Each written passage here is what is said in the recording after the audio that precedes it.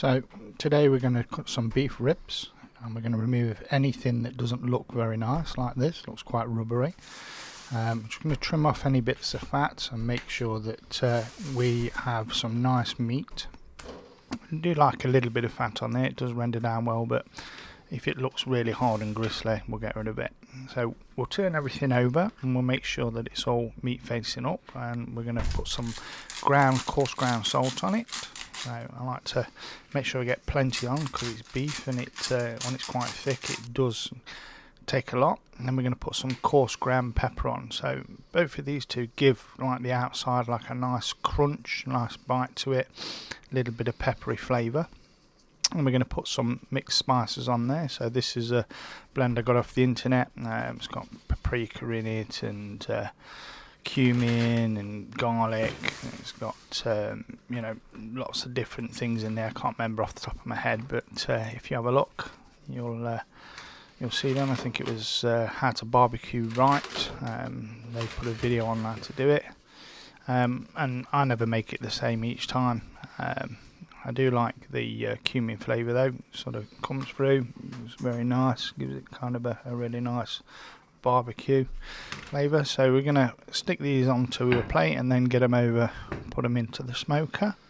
So just make sure that everything is all covered properly. We're going to just stick them in the fridge for a bit so that they go nice and cool while we get the smoker on and up to temperature. So we'll just set it to 120 degrees. I think that's something like 250 Fahrenheit thereabouts. And because it is a pellet smoker, we like to put a pellet tube in there which smokes and helps get a bit of extra smoke on there. So we'll light that and we'll leave it, and what tends to happen with that is it stops burning and then it just smokes. So I'll make sure all the pellets are above where they drop down into the hopper, and then we'll leave it and we're just going to wait for the temperature to come up. So with the magic of fast forwards in, we come up and we hit our target temperature. There you go. So that's where we want to be, just at the top of smoking and stable at about 121 degrees. So we'll put these on, and towards where the smoker tube is the cooler end and the hotter end is to the right. So we always put the thicker bits to the right. And probably about an hour later now, we'll just have a look and they're starting to golden up and just take on some of that smoke flavour. As you can see, the smoke coming out of the tube. Once that door's shut, that just goes all the way around and penetrates into the meat.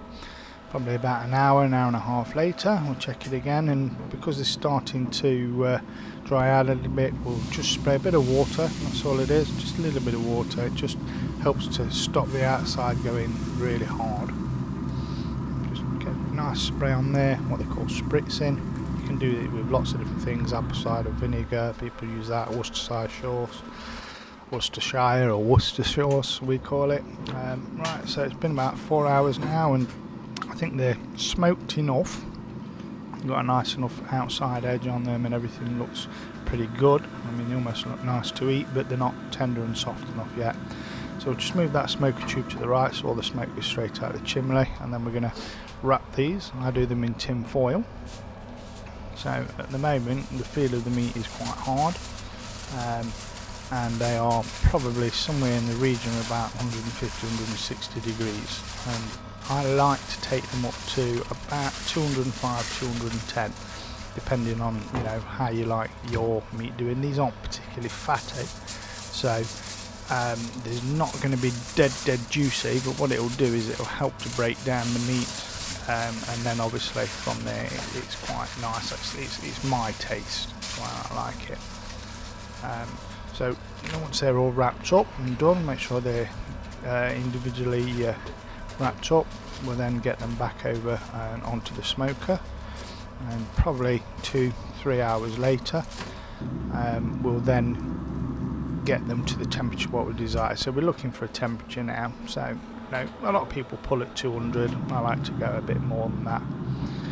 I do sometimes double cook them, so I'll get them up to temperature, then I'll turn them off, leave them, and then perhaps put them in the oven just to warm them, get them all the way back up to temperature. But the feel of these as you're pushing that probe in is just sinking in, like there's no resistance there whatsoever, so that says that they are really done. So turn this off, leave that to shut down and cool down, and we're going to leave them just in the smoker for about an hour, half an hour, 45 minutes should I say, while the smoker cools down, and that'll allow it to absorb whatever moisture's in there back up. And then now for the best bit, so we just unwrap them and we have a look, and look at that, all that steam coming off of there, beautiful.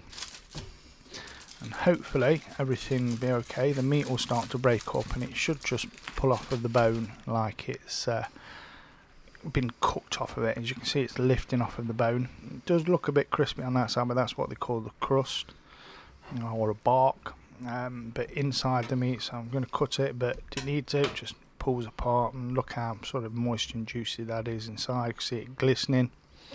It's beautiful. So we'll see if the bone will come off, which it does. We'll just pull it and get that bit of layer of fat off, which is a bit horrible.